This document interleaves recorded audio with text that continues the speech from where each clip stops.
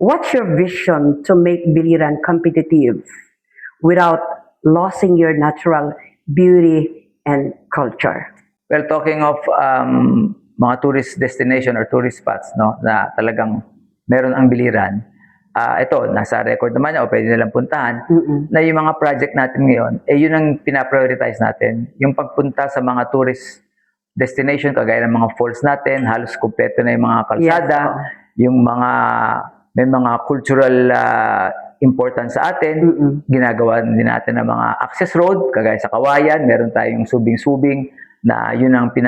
kung saan nagsimula ang lungsod ng Kawayan, nandun mismo yon.